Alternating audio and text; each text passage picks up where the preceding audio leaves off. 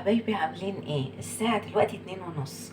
المفروض ان انا جعت، بس مش هاكل من العيش العادي. انا هعمل فطيرة كده بدقيق الرز، تبقى خفيفة، علشان انتوا عارفين ان العيش العادي فيه نسبة جلوتين والجلوتين ده بيعمل التهابات والكلام ده. وبالنسبة للأمراض زي أمراض السكر والفايبرومالجيا والحاجات دي بيبقى خطر عليهم. يعني أنا مريضة فايبرومالجيا، ما بقى السكر قللته كتير، الجلوتين برضو اللي هو في العيش قللته كتير. في نظام كده ماشية عليه. تمام. أول حاجة ده عشبة اسمها ميليسا. الأول أنا زي ما انتوا عارفين أي فايدة لازم أقول لكم عليه. دي عشبة اهي اسمها ميليسا. العشبة دي للي مثلا نومهم متقطع، ما بيعرفوش يناموا، كده بتهدي الأعصاب جدا، وبتخليكي تعرفي تنامي نوم هادي بدل المهدئات أو بدل مضادات الاكتئاب ومضادات اللي هو المنومات اللي ممكن الجسم ياخد عليها. دي عشبة طبيعية حلوة للهضم، حلوة للقولون، حلوة للأعصاب، بتهدي الأعصاب، بتنيم، فيها فوائد كتير جدا جدا جدا. العشبة اهي، وقلت لازم اقول لكم عليها عشان خاطر تجيبوها. بغلي المية وبحطها، بقفل عليها لحد ما يعني شوية كده لحد ما تخرج، وبعد كده بحليها بقى بعسل او كده. انا مع نفسي بشرب من غير العسل ولا السكر، يعني طعمها جميل جدا مش وحش، وغير كده فوائدها كتير جدا. عشبة الميليسا اعملي سيرش عنها هتلاقي فوائدها كتير. ندخل بقى على الوصفة بتاعتنا. انا عندي هنا كوباية دقيق رز. انا حطيت في البرطمان بتاعي اللي فضل الحبة دول، فهعمل منهم بقى. مش هتكلفك حاجة. ادي كوباية اهو، وادي التاني. هي ايه مش كتيرة قوي يعني، بس عشان ده عشا يعني. ملح والخميرة، خميرة فورية. على فكرة كمان انا هعمل فطيرة على السريع، لان طبعا احنا متأخر، مش هقعد اعمل في عيش يعني. بس بيتعمل كمان عيش من دقيق الرز ده. العيش ده بيطلع تحفة بجد. هبقى اعمله برضو معاكم اهو. هقلب بقى كده. هنزل بقى بكوباية اللبن بتاعتي. هنزل كده. بسم الله الرحمن الرحيم اهو. يعني عاوزة الخليط مش ماسك ومش سايب، عاوزة بس ابعد اللبن عشان تعرفوا تشوفوا. مش عاوزاه ماسك قوي ولا عاوزاه سايب قوي اهو.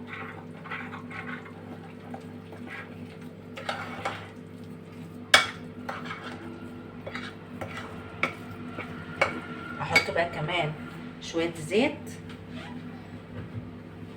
يعني في مقام كده ايه 5 معالق اهو. بس هقلب بقى كده. مسك معايا، هضطر احط شويه لبن لان انا مش عاوزاه ماسك.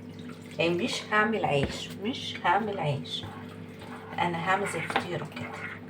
تمام. العيش بقى ربنا يسهل ونعمله سوا.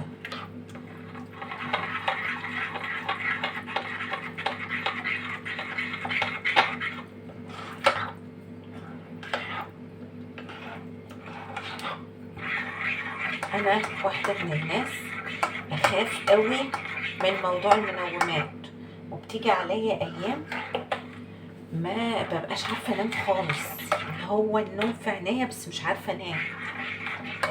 فقعدت ابحث طب اعمل ايه. انا مش عاوزه منوم، مش حابه منوم، خايفه جسمي ياخد على المنوم.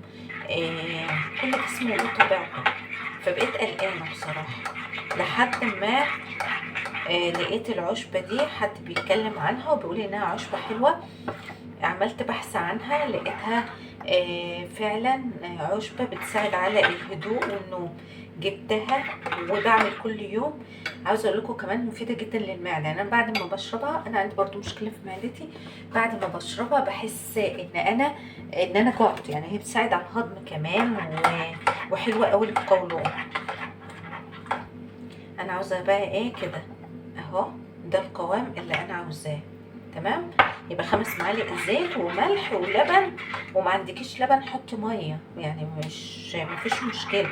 ودقيق رز. طب انا ما عنديش دقيق رز، اعمل ايه؟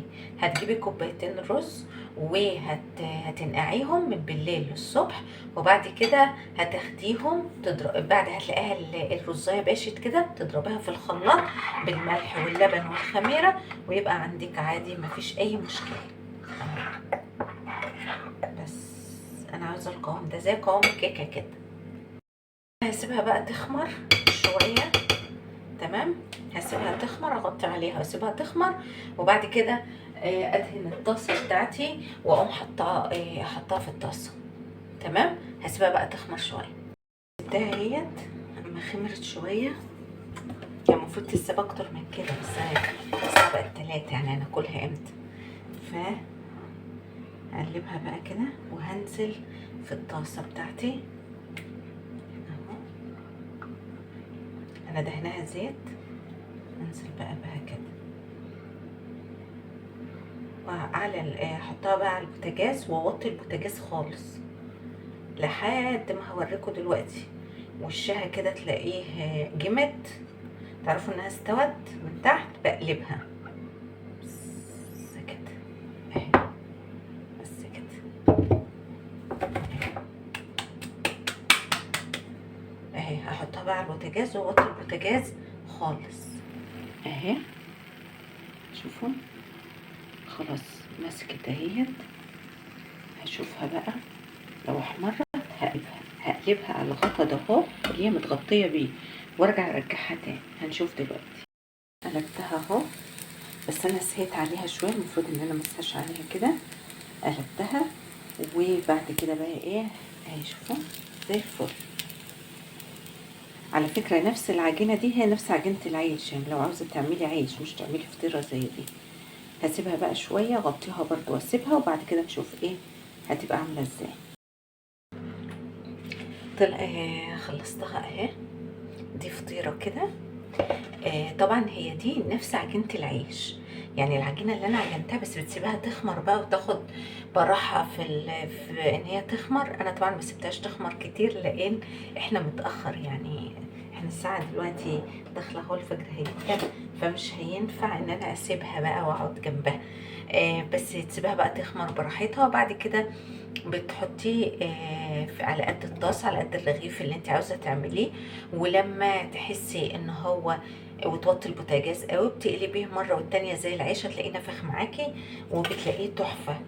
ف انا بقى عملتها ايه حته واحده عشان خاطر زي ما قلت لكم انا بعمل حاجه على السريع. يعني هي سخنه قوي على فكره،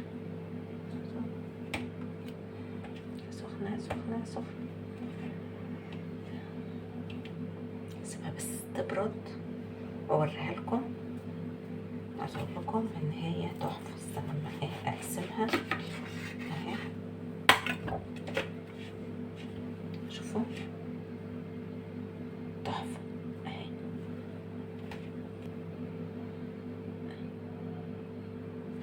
والله طعمه ولا كلمه، تحفه. هعملها كده بقى على السريع. شوف الجبنه بتدوب عليها ازاي كده، واكل بقى.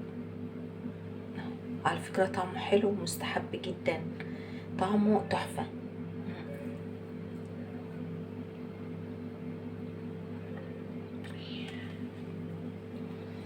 وبعدين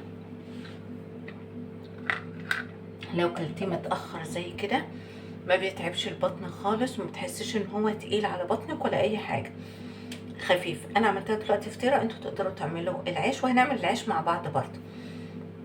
دي كانت حلقتنا كلها فوائد عيش الرز وعيش العدس والعيش اللي خالي من وعيش الخضروات اللي خالي من الجلوتين، كل ده صحي 100%.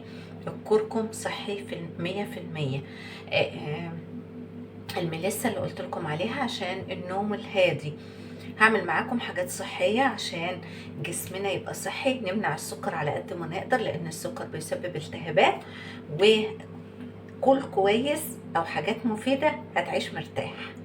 استودعكم الله.